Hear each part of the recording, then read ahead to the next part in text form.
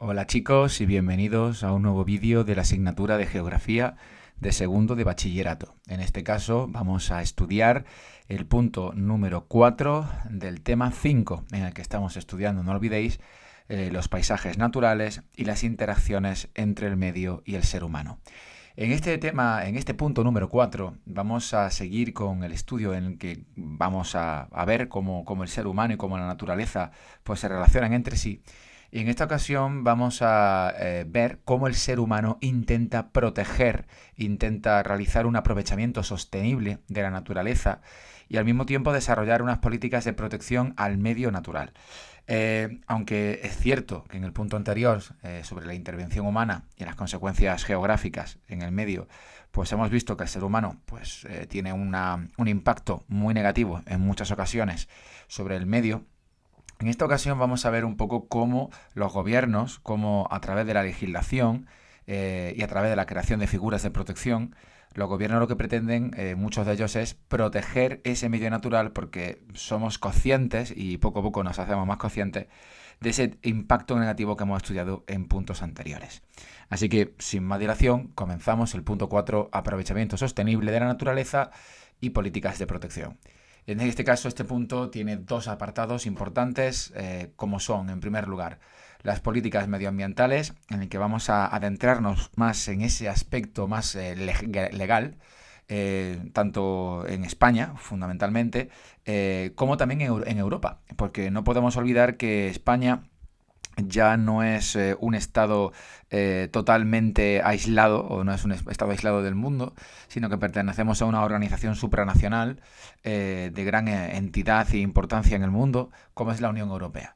Entonces, pues, las directrices europeas son fundamentales para la legislación española a la hora de proteger el medio ambiente. Por tanto, vamos a estudiar tanto la legislación española como también las directrices europeas que influyen en nuestras políticas.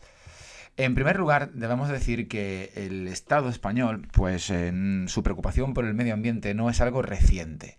En el pasado, ya en tiempos predemocráticos, con el gobierno y la dictadura de Franco anterior, pues se fundó en los años 70 una institución que pretendía conservar la naturaleza y que además fue bastante icónica, nunca mejor dicho, porque su nombre fue Icona, que fue el Instituto de Conservación de la Naturaleza, que como digo fue un auténtico referente. Además también se creó otro organismo, que es la Subsecretaría de Ordenación del Territorio y Medio Ambiente, que se encargaba, como digo en esta etapa, también de los asuntos relacionados con el medio ambiente.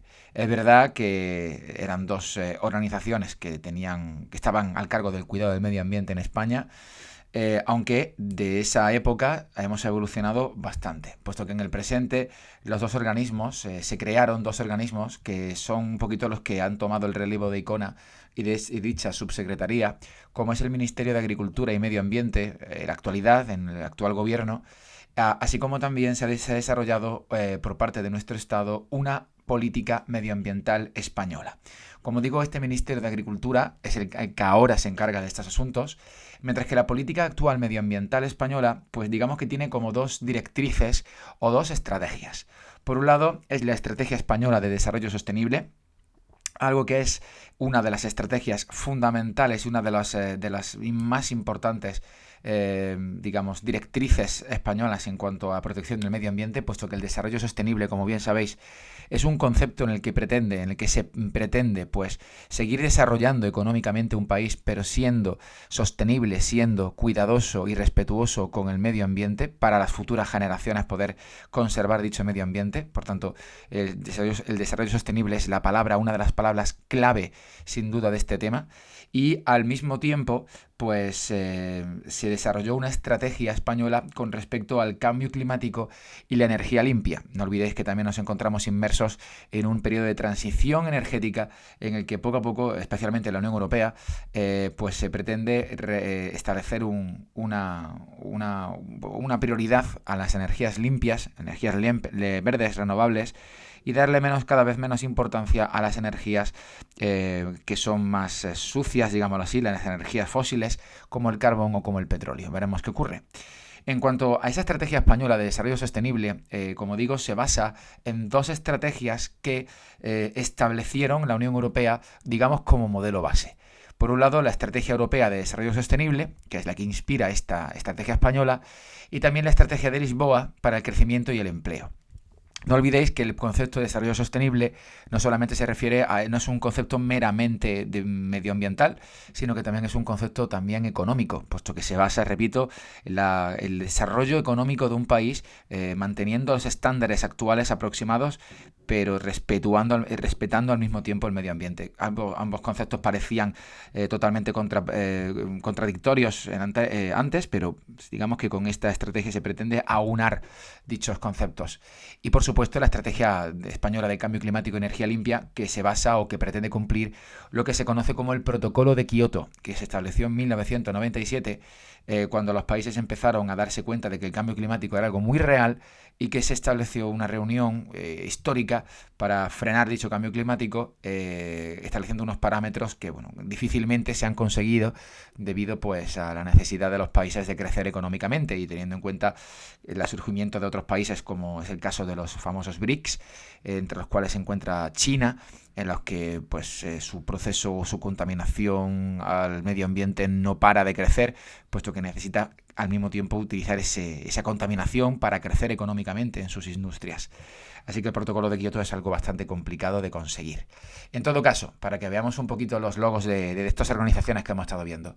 Por un lado, ICONA, como digo, un referente en el pasado para la protección del medio ambiente, y actualmente el Ministerio de Agricultura, Pesca, Alimentación y Medio Ambiente, que es el principal referente actual del Gobierno de España a la hora de conservar el medio ambiente. Y en cuanto al tema del protocolo de Kioto, pues fijaos que eso es lo que se tiene, previsto, son las reducciones que se tienen previstas o lo que se estuvieron previstas en dicho protocolo de Kioto, que como digo también inspira pues las estrategias de energía limpia y de energías renovables por parte del gobierno español. En cuanto a Europa, bueno, pues también Europa, obviamente, al igual que España, pues establece una serie de protocolos, una serie de marcos legales para proteger el medio ambiente. Y esos marcos legales, al ser nosotros miembros de la Unión Europea, pues también tenemos que cumplirlos, puesto que somos, ya no repito, no somos un país ajeno a lo que ocurre en Europa, más bien al contrario, somos una de las fuerzas de la Unión Europea.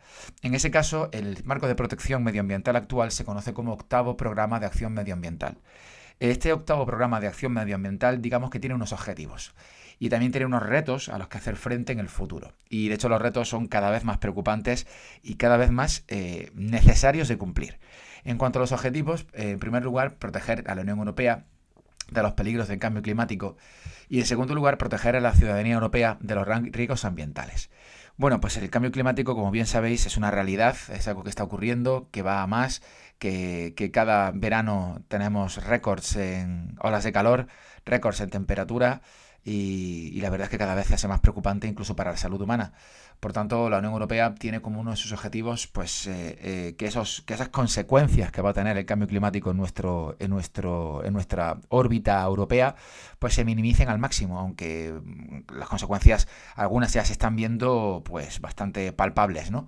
Y en cuanto a la protección, en cuanto al mismo tiempo que se protege la Unión Europea, se protejan a la ciudadanía de esos riesgos ambientales que pueden provocar el cambio climático.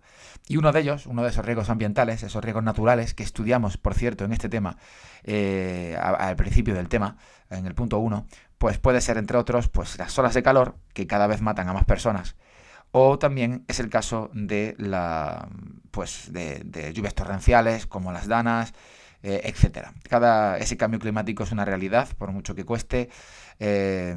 Alguna gente no considerarlo así, pero es una realidad cada vez más palpable y cada vez más peligrosa. Y por ello, ese programa de acción medioambiental intenta minimizar esos riesgos. Y en cuanto a los retos que hacer frente, pues son un poquito los retos futuros, ¿no? ¿Qué pretende este octavo programa de acción medioambiental de cara al futuro? Proteger los paisajes de la Unión Europea, obviamente, paisajes naturales, como los que estamos estudiando, pero a nivel europeo. Disminuir de forma significativa las emisiones de CO2. No olvidéis que el CO2 es, entre otros, gases junto con el metano, emisores son gases de efecto invernadero.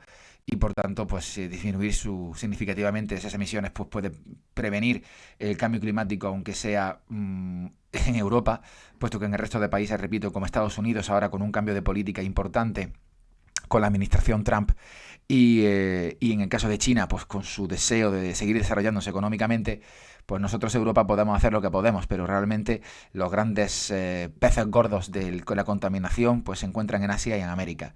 Por supuesto, también desarrollar la eficiencia de los recursos naturales, que en Europa hay que decir que esos recursos naturales, especialmente recursos minerales, por ejemplo, y energéticos, pues son muy escasos. Y como digo antes, proteger a la ciudadanía de los riesgos ambientales.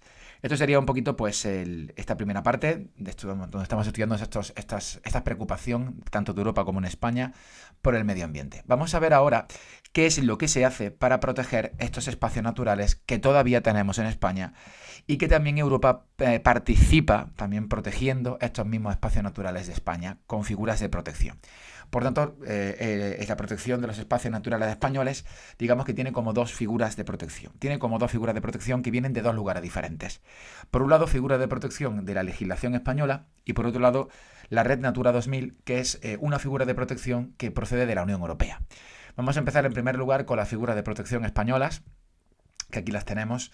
Estas figuras de protección españolas en el pasado pues empezaron ya a desarrollarse dándose los primeros pasos para proteger, por ejemplo, parques nacionales, que en origen, algunos de los primeros fueron el Parque Nacional de Ordesa por un lado, y el de Covadonga por otro. Y sin embargo, en el presente, digamos que estas figuras de protección tan, entre comillas, primitivas, más primitivas, menos restrictivas, o por lo menos que ocupaban y protegían menos espacios, pues se ha ampliado muchísimo más, debido especialmente a la Ley de Conservación de Espacios Naturales y de Flora y Fauna, que lo que ha intentado es preservar áreas naturales poco alteradas por el ser humano, o por lo menos aquellas que pueden estar en peligro por la alteración del ser humano. Y esta ley de conservación pues tiene en cuenta de que España es uno de los países o el país dentro de Europa con más biodiversidad natural. Eso no debe de extrañarnos, teniendo en cuenta que hemos estudiado anteriormente en los temas de geografía física, pues temas de clima, temas de relieve, temas de aguas continentales, temas de vegetación, y nos hemos encontrado que la palabra diversidad siempre se aplica a todos cada uno de esos elementos físicos. Por tanto, España, en esa combinación tan diversa, es el país con más biodiversidad. En este caso tenemos unos 1.700 espacios protegidos, de los cuales algunos son parques nacionales, otros son parques naturales, otros son reservas naturales, otros son monumentos naturales y finalmente son espacios y paisajes protegidos. Son como digo, diversas tipos de protección, de figuras de protección. Pero en estos lugares que están protegidos por la legislación, ¿qué no se puede hacer en este tipo de espacios protegidos? Bueno, pues en este tipo de espacios protegidos existe como una normativa que impide que se puedan hacer ciertas cosas y se restringe mucho la actividad humana. Por ejemplo, en estos espacios protegidos se prohíbe la pesca deportiva o recreativa. Además, también se restringe bastante la inclusión de elementos artificiales, ya bien sea estructuras, infraestructuras, edificios y otro tipo de construcciones humanas. Eso no significa que no haya, significa que se restringe al máximo para poder hacerse algún tipo de elementos artificiales. Hace falta permisos, hace falta el visto bueno del propio gobierno y a través de sus mecanismos de protección del medio ambiente. También la caza deportiva y comercial también está prohibida, a menos que haya también, como digo, algún tipo de permisos especiales. El aprovechamiento hidroeléctrico, fijaos que en los ríos también se protegen en estos espacios naturales. No olvidéis que el aprovechamiento hidroeléctrico es muy común en ríos que tienen una gran capacidad erosiva y bastante pendiente, pues incluso algo que beneficiaría a nivel energético a España también se intenta proteger en el caso de los espacios naturales. Además, la tala de árboles con fines comerciales, como es normal, aunque la tala de árboles puede ocurrir, aunque repito, con permisos y no con fines comerciales. la construcción, como digo, de infraestructura de telecomunicaciones o algo similar, y finalmente, como también es obvio, la explotación de recursos mineros o agrarios, como por ejemplo crear campos de cultivo en zonas protegidas, ya que eso requiere incluso hasta la quema de territorio, ¿vale? Para poder empezar a cultivar y a crear campos de cultivo. Esto es, como digo, lo que estaría prohibido dentro de un espacio natural. Pero hay una cosa importante. Dentro de estos espacios naturales, ¿cuáles son los más interesantes, los más importantes, los que tenemos que saber? Pues son los llamados parques nacionales. Estos son los más importantes. Aquí tenemos un mapa en el que se ve enumerado cada uno de los paisajes o parques, mejor dicho, nacionales que tenemos en España, que son, como hemos visto, 16, siendo el último en incorporarse el de la Sierra de las Nieves de Málaga en el año 2021. Vamos a ver qué es un parque nacional. Un parque nacional, hay que decir que es la máxima figura de protección del medio natural español. De hecho, se han elegido para protegerse espacios muy concretos por sus valores ambientales y, sobre todo, atención, por ser representativos de la diversidad de ecosistemas españoles que tenemos. Ya hemos visto antes que tenemos una gran diversidad de espacios naturales en España. Bueno, pues en este caso, estos espacios naturales son representativos de cada uno de estos ecosistemas españoles. Hay que decir que estos parques nacionales tienen una serie de características, que por cierto, estas características no vienen en los apuntes, así que tenemos que mirarlas bien por aquí y por el PowerPoint. Las características son los siguientes. Hay 3 tipos de parques nacionales en España. Fundamentalmente tenemos los parques nacionales de montaña, los parques nacionales insulares, que son aquellos que tienen, pues están en islas, y los parques nacionales de zonas húmedas, como por ejemplo el de las Tablas de Daimiel o, sobre todo, muy cerquita nuestra, el de Doñana. ¿Quién son los que gestionan y financian estos parques nacionales? Bueno, pues hay una cofinanciación, tanto por parte del Estado central como también de cada una de las comunidades autónomas en el que se encuentre físicamente dicho parque nacional. Y en cuanto a las funciones, pues fundamentales todas. Proteger la flora y la fauna de las actividades humanas, proteger la biodiversidad de estos parques nacionales, evitar cualquier tipo de actividad prohibida en los espacios naturales protegidos, es decir, cualquier actividad que hemos visto anteriormente en esa lista. Y por supuesto, también desarrollar económicamente esos territorios y además que beneficien esa actividad económica de los parques nacionales a los pueblos y ambientes rurales de alrededor, pero siempre actividades económicas que sean muy limitadas y controladas y que además estén basadas en el ecoturismo, que no sea una sobreexplotación como puede haber, por ejemplo, en la zona litoral española. Pues como digo, estas son las características de los parques nacionales y hay que saberlas muy bien. Aquí tenemos algunos ejemplos, como el Parque Nacional de Cabañeros. Hay que decir que no todos los parques nacionales se encuentran en una sola provincia, sino que algunos comparten provincia, como es el caso de Cabañeros entre Ciudad Real y Toledo, como es el caso, por ejemplo, del Parque Nacional de la Caldera de Taburiente, que se encuentra en Santa Cruz de Tenerife, en esa provincia. El Parque Nacional del Teide también se encuentra en Santa Cruz de Tenerife. También el Parque Nacional de Timanfaya, que se encuentra en la provincia de Las Palmas. El Parque Nacional de Aguiestortes, que se encuentra en Lérida o Lleida, Cataluña. El Parque Nacional de Garajonay, que se encuentra en La Gomera, que también está en las Islas Canarias. El Parque Nacional de Doñana, que se encuentra entre las provincias de Huelva, Cádiz y Sevilla, así que, como veis, no solamente está en Huelva. El Parque Nacional de Picos de Europa, que se encuentra entre Asturias, Cantabria y León. Fijaos qué preciosidad de montañas y qué valle glaciar. El Parque Nacional de Ordesa y Monte Perdido, que se encuentra en la provincia de Huesca. El Parque Nacional de las Islas del Atlántico, que se encuentra entre 2 provincias gallegas, Pontevedra y La Coruña. El Parque Nacional del Archipiélago de Cabrera, que como estáis viendo es otro, junto con el anterior, es un parque nacional de tipo insular, que se encuentra en las Baleares. El Parque Nacional de Guadarrama, de la Sierra de Guadarrama, que se encuentra en la provincia de Madrid, o Comunidad de Madrid. El Parque Nacional de la Sierra de Monfragüe, que se encuentra en la provincia de Cáceres. Y por último, o penúltimo, mejor dicho, el Parque Nacional de la Sierra de la Nieve, que se encuentra en la provincia de Málaga. Y ahora sí, fijaos, por último, el Parque Nacional de Sierra Nevada, que no se encuentra solo en Granada, sino entre las provincias de Granada y Almería. Pues muy bien, vamos a ver un poquito ahora otro de los diferentes figuras de protección, como por ejemplo son los monumentos naturales.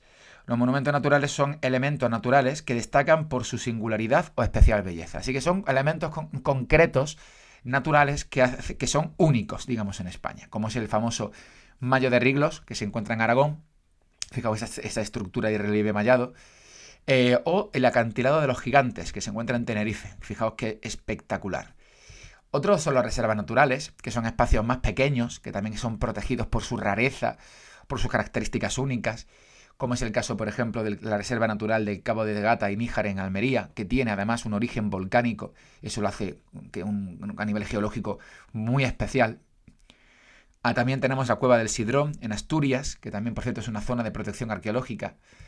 Los paisajes también protegidos, son otra figura de protección, en este caso son zonas del medio natural con un reconocido valor estético y también con elementos culturales que importantes han influido en el ser humano, como es el paisaje protegido de Río Tinto, Huelva. Fijaos ese río, que además está vinculado con las famosas minas de Río Tinto, que son actualmente también un atractivo turístico, o el paisaje protegido de la Sierra de Santo Domingo. Otro sería los parques naturales, que estos parques naturales son áreas poco afectadas por la intervención humana, pero que sí que tienen intervención humana y además tienen un gran interés ecológico, científico y estético. Como es el caso del Parque Natural de las Sierras de la Subbética en Córdoba, que tiene una explotación olivarera bastante importante, requiere, por tanto, que estos parques naturales protejan de esa intervención humana en exceso, o el Parque Nacional de la Albufera en Valencia. Vamos a ver ahora figuras de protección de la legislación española. En este caso vamos a ver otra vez los elementos, en este caso hay un error aquí en el PowerPoint. Vamos a ver ahora las figuras de protección europeas. Las figuras de protección europeas. No olvidéis que España pertenece a la Unión Europea. En este caso nos encontramos con la famosa Red Natura 2000. Esta Red Natura 2000 es una red europea que pretende proteger aquellas áreas de la Unión Europea que se encuentran más amenazadas por el ser humano. ¿Cuáles son estas figuras de protección? Bueno, son fundamentalmente tres figuras de protección, como son los llamados lugares de importancia comunitaria, zonas de especial conservación llamadas ZEC y las zonas de especial protección de aves, también llamadas ZEPA. Aquí en un mapa podemos ver un poco dónde se encuentra distribuida esta Red Natura 2000 por España, en diferentes colores, como por ejemplo aquí tenemos en rojo estas ZEPA, que son zonas de protección especial de aves, o también tenemos aquí las LIC, de estas zonas de lugares de importancia comunitaria, en un verde más clarito, mientras que hay una zona en verde que combina tanto las LIC como las ZEPA. Como digo, esta Red Natura 2000 viene a complementar las figuras de protección que ya existen en España, que ya tenemos en nuestra propia legislación, que la hemos estudiado anteriormente. Muy bien, pues para ver algún tipo de prácticas que podría perfectamente caer en el examen de selectividad, fijaos en esta imagen de aquí. Tenemos un mapa con los diferentes, o con en este caso diferentes parques nacionales identificados del 1 al 6, y en este caso las preguntas podrían ser, pues dime dónde se encontrarían los espacios o los parques nacionales numerados del 1 al 6. Aquí aparecen parques nacionales como el de los Picos de Europa, como el de, aquí vemos Cabañeros, vimos también el de Doñana y el de las Tablas de Daimiel, o el de Sierra Nevada. Pero fijaos cómo dicen también en la segunda pregunta que identifiques las provincias o provincias donde se sitúen. En este caso, ya he dicho antes que las provincias no son solamente una sola provincia. En el caso del Parque Nacional de Granada, de Sierra Nevada, no se encuentra solamente en Granada, sino también pilla parte de Almería. Al igual que pasa con Doñana, que también pilla parte de Sevilla y también pilla parte de Huelva y de Cádiz. Y en cuanto a la importancia de su conservación y función de diferentes puntos de vista, bueno, yo creo que queda muy claro que la importancia de su conservación es no solamente por el desarrollo, o mejor dicho, por la protección de dicho espacio natural, por tener unos valores ambientales muy fundamentales y ser representativo de los diferentes ecosistemas españoles. Ese sería un poquito el punto de vista de conservación, sino que también a nivel turístico puede ser muy importante estos parques nacionales, puesto que permiten un desarrollo del ecoturismo y por tanto el desarrollo económico de las poblaciones, especialmente rurales, que se encuentran cerca. Pensamos, por ejemplo, pueblos como Huejar Sierra, que se encuentran en Granada, que se encuentran muy cerquita del Parque Nacional de Sierra Nevada y que pueden ser lugares donde los turistas pueden hospedarse después, antes de hacer, por ejemplo, rutas de senderismo, de ecoturismo por dicho parque nacional. Aquí tenemos, como digo, Picos de Europa, sería Ordesa y Monte Perdido, como digo, Cabañeros, Tabla de Daimiel, Sierra Nevada y Doñana. Muy bien, chicos, pues con esto hemos acabado este punto, el punto número 4, de aprovechamiento sostenible de la naturaleza y políticas de protección. Nos vemos en el siguiente vídeo de Geografía de segundo de bachillerato. Hasta entonces, hasta luego.